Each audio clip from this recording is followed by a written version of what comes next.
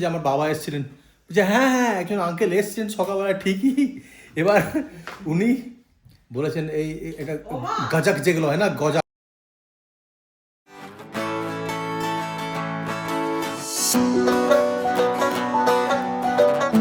দেখতে দেখতে দেখো 6 বছর হতে চললো আমার পাঞ্জাবে আসা। যতই মানে দিন যাচ্ছে ততই আমি আর সৌমি এটা উপলব্ধি করছি যে পাঞ্জাবে আসার পর থেকে যত দিন যাচ্ছে হয়তো মানে সব কিছুই আমাদের ভালো লাগছে পাঞ্জাবের, কিন্তু কোনোটা জায়গায় যেন মনে হয় যে আমরা তো বাঙালি, ওই কোনোটা জায়গায় কোনো কোনো সময় ওই ভাইবটা মিস করি আমরা, যে বাঙালি হওয়ার ওই আড্ডা, ওই বন্ধু, ওই পাড়া, ওই আমাদের আত্মীয় স্বজন, এগুলো মিস হয়। যাই হোক, সেটা তো স্বাভাবিক, কর্মক্ষেত্রে তোমাকে থাকতে গেলে অনেক কিছুই কম্প্রোমাইজ করতে হয়, তাই না? এবার একটা ছোট্ট গল্প বলি। ঠিক আজ থেকে 6 বছর আগে ফেব্রুয়ারি মাসে আমাকে এখনকার যিনি আমার মানে বস, উনি আমাকে কল করলেন যে একটা নতুন প্রপার্টি খোলা হচ্ছে মহালিতে, পাঞ্জাবে। অ্যাকচুয়ালি ওনার সঙ্গে আমি আগে কাজ করেছিলাম দিল্লিতে, তো তুই কি জয়েন করবি? তাহলে হ্যাঁ জয়েন করবো। ও ঠিক 5 মিনিট সময় দিচ্ছি, দেখ তুই একটু ডিসাইড করে নে, তুই যদি না আসতে চাস তাহলে আমি অন্য কাউকে ডাকবো, মানিশ বলে একজন কাজ করতে, মানিশ ওকে ডেকে নেবো। আমি 5 মিনিট সময় নিয়ে নিই, কিন্তু আমি নিয়েছি 1 মিনিট সময়। হ্যাঁ স্যার, আল জয়েন ইউ।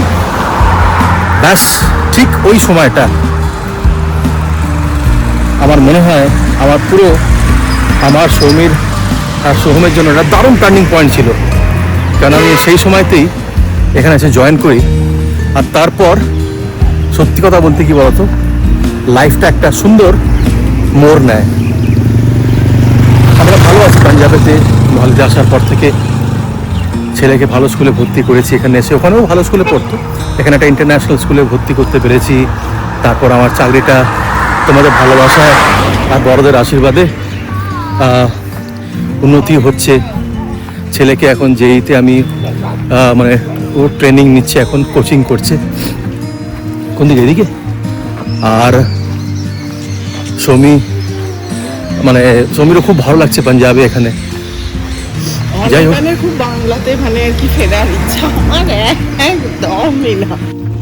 এখানে কি বলতো, মানে এখানে হচ্ছে নেচার অ্যাট ইটস বেস্ট। মানে তুমি না যত আর কি মানে নেচারের সঙ্গে থাকবে না, মানে তত তোমার না মানে মাইন্ডটা ব্রড হবে। আলটিমেটলি কি বলতো, মানে অনেক তো মানে আর কি মানে যত আর কি তুমি প্রকৃতির সাথে থাকতে পারবে না, তত তোমার দেখবে তোমার মধ্যে নিজের ক্রিয়েটিভিটি, তুমি নিজেকে বুঝতে পারবে।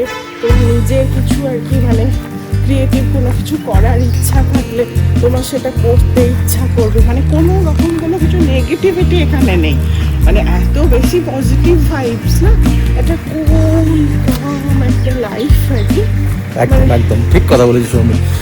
ভেরি গুড মর্নিং তোমাদের সবাইকে, সুপ্রভাত, ভেরি গুড মর্নিং, সত শ্রী আকাল। আজকে 20 ডিসেম্বর 2025, আর কটা দিন তারপর আমরা নতুন বছরে পা রাখবো। তোমাদের সবাইকে অগ্রিম শুভেচ্ছা। Wish you all a very good new year ahead.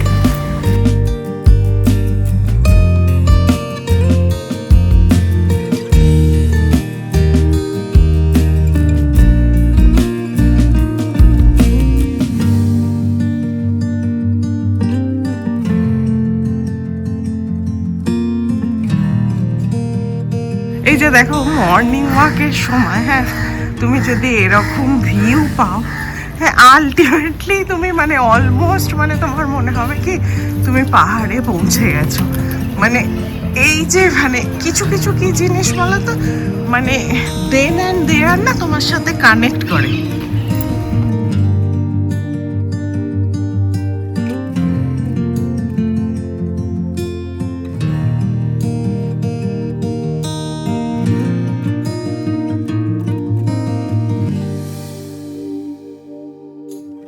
আমি আর পরম শেফ আজকে একটুখানি ইভিনিং ওয়াকে বেরিয়েছিলাম, আর শেফের সঙ্গে হাঁটতে হাঁটতে একটা জায়গায় এলাম, একটা বড় না গ্রাউন্ড আছে যেখানটা ক্লিয়ারেন্স চলছে, পুরো পরিষ্কার পরিচ্ছন্ন করা হচ্ছে। অ্যাকচুয়ালি কাল থেকে একটা লঙ্গর লাগানো হবে। পাঞ্জাবের the best part of Punjab is এনারা ভীষণ জেনারেশন, মানুষকে খাওয়াতে এনারা মুক্ত হস্তে খাওয়ান।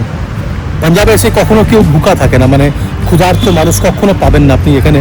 The best part of Punjab is this only, মানে এখানকার মানুষরা এত উদারহস্ত হন। তো সেরকমই অ্যাকচুয়ালি এখানে না শহীদি দিবস এনারা পালন করেন। শহীদি দিবস হচ্ছে সাহিবজাদারা ছিলেন, গুরু গোবিন্দ সিং জির এরা সন্তান ছিলেন। আর ওনারা এক জায়গায় শেল্টার নিয়েছিলেন নিজেদের মায়ের সঙ্গে। তখনই মুঘলরা এসে ওদেরকে তিনজনকে ক্যাপচার করে আর তারপরে ওদেরকে ক্রুয়েলটির সঙ্গে মেরে দেয়। তো এই দিনটাকে এনারা ভীষণভাবে পালন করেন।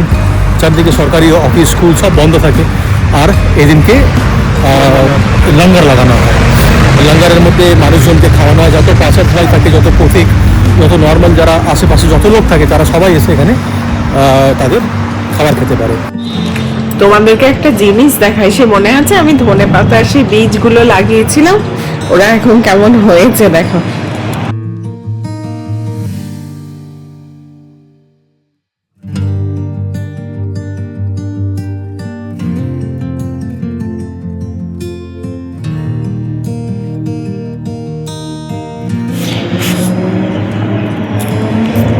এই দেখো আমার সুন্দরীকে, আমি ছিলাম না, এটা নিজের মনেই হয়েছে।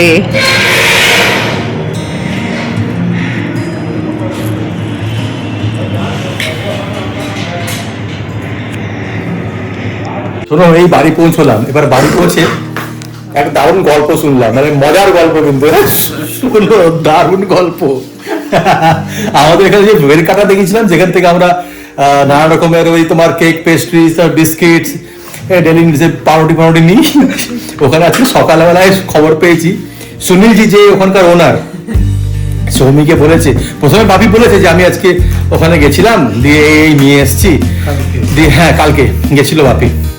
এবার আজকে সৌমি গিয়ে বলেছে যে আমার বাবা এসেছিলেন, যে হ্যাঁ একজন আঙ্কেল এসছেন সকালবেলা ঠিকই। এবার উনি বলেছেন এই এটা গাজাক যেগুলো হয় না, গজা ওগুলো দেখে বলেছে ভাই আমার একটু দিয়ে দে, সকাল আমার ঘরে খেতে দেবে না, কিন্তু এটা আগে আমাকে খাইয়ে দে। এবার বাপি বুঝতে পারেনি, ধরা পড়ে গেছে, সুগার আছে না, খাওয়া তো বারণ। বুঝতে পারেনি যে সুনীল জি এটা চুগলি করে দেবে, বললে দেবে। এই যে বাপি বল,